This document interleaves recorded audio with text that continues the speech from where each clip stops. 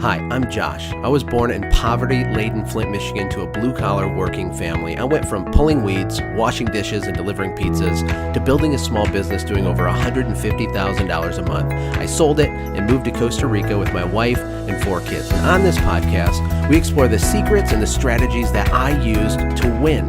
Building your business is one of the hardest things you will ever do.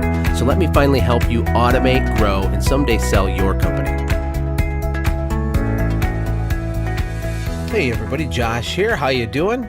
I am driving, coming back from dinner with my sister, which is amazing. I'm about to wrap up my trip here in Michigan, going back to Costa Rica in a few days. And inside the Facebook group, the Growth Vault, which is awesome. If you haven't joined it, go ahead and join it. It's free. Just search for the Growth Vault. It's a Facebook group. It's super active, unbelievable contribution from everybody in there, like really sharing. It's been really, really vibrant and awesome. Lots of good questions, lots of good responses from all kinds of people and actually a variety of industries. So that's been really, really cool. So check that out. But there's this guy that posted about should he raise money for his business? And he was looking at going to an investor, or maybe he had an investor that came to him. And I've helped other people, actually some people that worked with me in my boot camp that have tried to buy other businesses, people that have had investors come to them to acquire, a portion of their business. This is a common thing. And, looking back on my experience with my cleaning business, there was a lot of times, especially when it was really hard, where you would like daydream about, if only I had $10,000. If I could just get $50,000, then everything would be okay. And oh man, we just need this extra money. And look, I totally get it. And I've raised money before, and I don't talk about all my business ventures on this show, but I've raised hundreds of thousands in capital from private individuals. I've even raised money from a private equity fund for a venture that I have. I'm not going to get into that, but I do understand what it's like to raise capital, what the good side and the downs and the bad side is of raising capital. And with my cleaning business, I had a business partner for most of the entire life of the business. The first 3 years I was on my own. He came in, bought some equity. So I have a good perspective, I think. So I wanted to share some insights. Now, the first thing that I get questionable about when someone comes to me like, Josh, help me. I need more money. I got this investor, and they're really excited because when you look at investment capital, you get this capital injection. You got all these dollar bills in this wheelbarrow, and you're drooling over it. Usually what happens is you start to rationalize in your brain the 100 reasons you have to have it, but really it's a deep-rooted emotional issue. It's not that logical of a choice typically, not always. It's usually highly emotional. You're tired of the struggle. You're tired of the pain. You're tired of a tiny salary. And the idea of getting a bunch of money, pumped into your business really gets you excited. And I freaking get it. I totally get it. But it's the wrong way to look at it, and it can be a huge mistake if you do this wrong, if you handle it wrong. So I want to give you some pointers here. Number one, you never want to raise money for a business that isn't already established with a working model.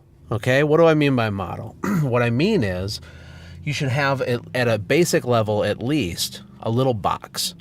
You put $1 in the top and $2 come out the bottom. It's somewhat predictable.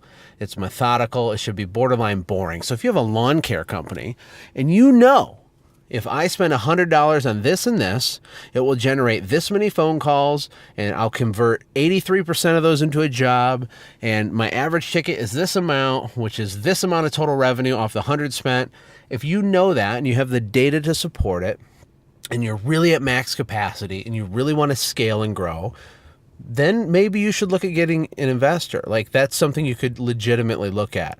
Even then, I would encourage you to exhaust all your resources of bootstrapping it, reinvesting your own cash flow, taking a smaller paycheck, taking the extra money and putting it back into scale. Like, you will be really happy in the end if you did that. But that would be a scenario where it could make sense to raise a little bit of money, right? Because you have a working model. Like, it's not risky. Like, you know what to put the capital to work doing. Like, you know where to send those dollars. Because if you watch Shark Tank, Mr. Wonderful, the guy who's really mean to everybody, the guy's kind of a jerk, but, very entertaining. He always says that when he invests, he likes to send his dollars out and they need to come back home with friends, right?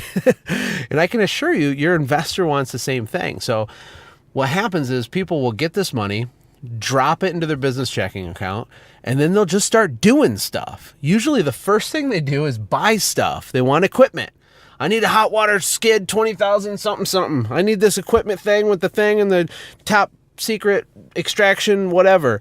And they don't have a model behind it. They don't have any sort of system that is measurable that drives their growth, their profitability. They don't have any employee systems. They have no way to drive company culture.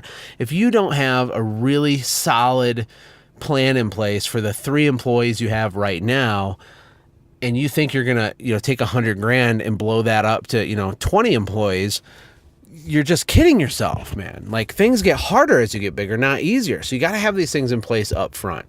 I'm not trying to discourage you. Like, I hope this isn't coming across as discouraging. I just want to be really clear, because building a business can be the hardest thing you ever do in your life. It's hard on your marriage. It's hard on your relationship with your kids.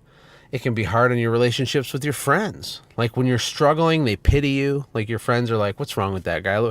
Oh, Josh, what are you doing, man? Oh, it's embarrassing. You're cleaning windows. Oh my God. Like, I could feel that a little bit, early on. And maybe it wasn't real. Maybe it was my own insecurities, but it was hard nonetheless, right?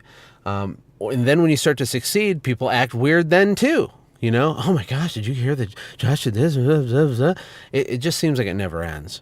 But raising money for the sake of raising money isn't going to fix it. What you want to raise money for is to put a resource in the fuel tank of a business that's already working. Let me repeat that. You raise money to expand and grow a business that's already working. It's already figured out. You figured it out. You know how to recruit, you know how to interview, you know how to train and onboard, you know how to invest in your core company values and your culture, and how to lead people and how to hold them accountable, but also inspire them. You got all that done. You know how to find a customer, acquire a customer, convert a customer, extract referrals, and keep all the data clean. You know how to do your financials and your books and measure your KPIs and all the metrics you need to track. You got all that stuff going. You're not even involved in all that because you have a small team around you that's doing it. At that point, maybe you should look at raising a little bit of money so you can widen the base, widen the foundation, right? But that is a very small percentage of the people that listen to the show, and really a very small percentage of the people out there, fighting the good fight every day. Most of our businesses are broken. And so when you throw capital at it, it's still broken, right? It just doesn't work. It creates a lot of headaches. So giving up equity... It's so easy to do in the beginning, but then later you're like, oh my God, why did I do that? I've seen it a lot, guys. And if you structure the investment as debt, that's not fun either, because, the money you're spending to buy the skid and buy the new piece of equipment to expand your services, that doesn't solve your sales problem. You buy some fancy piece of equipment, you don't have your phone melting because there's so much demand for it already. It's not going to magically start ringing, guys. Just because you have a flashy new truck and some great, setup doesn't mean people give you money automatically. It makes you feel good short term, but the debt will be sitting there waiting for you. It's not going away, man. And, just a basic financial education, that's the difference between stocks and bonds, right? You got equity and debt. And those are your two options when you raise money. You give up a piece of the ownership of your company for the cash, or you put yourself on the hook for debt to pay it back. And man, in either scenario, if you don't have a working model, people are not going to be happy. Your investor's not going to be happy. You're not going to be happy. It can be a total disaster. Now, I want to end on a positive note, because I have a business partner and it's been amazing. Like, having a good business partner, it's unbelievable. Like, I feel so lucky, and I don't think people realize that I had some help. Like, I didn't do everything by myself. Like, I had a guy, Chris Phillips, who helped me build my cleaning business, and he's the total opposite of me. We're completely different people on a personality level, but our core values, who we are as men underneath, are totally aligned. What we wanted to do with our company was totally aligned. And, when I was having a bad day, he'd pull me up. When he was having a bad day, I'd pull him up. And that was really an amazing thing. I don't think I could have done it without him. It would have been a lot harder. So I am not anti-partnership. I'm not anti-investment. I'm just pro logic. Use your brain. Try to get the emotion out of it. Bounce these things off smart people who aren't afraid to hurt your feelings before you pull the trigger on something like this. So that's it, guys. I think I'm going to do some more podcasts too about, how to structure a business acquisition, how to recognize a difference between just, an asset purchase and buying someone's, stuff, and what it's like to buy a real business and what the difference is, how to identify opportunities, how to take a company that really is underutilizing their customer list and buy that and make a huge return. There's all kinds of cool stuff we can talk about more in the nerdy business side. So again, if you have questions, if you have a specific topic you want to hear me talk about, let me know. Go to automatejosh.com, my new website. Go to, I think it's Ask Josh or maybe About. There's a contact me where you can ask me a question, fill out the question, send it in. I'll do my best to answer it. But until next time, I'll probably be in Costa Rica. You guys have a great rest of your day. Take care. Keep fighting the good fight. Hey, thanks for hanging out, friends. And from all of us here at the Quick Talk Podcast team, we hope you loved today's show.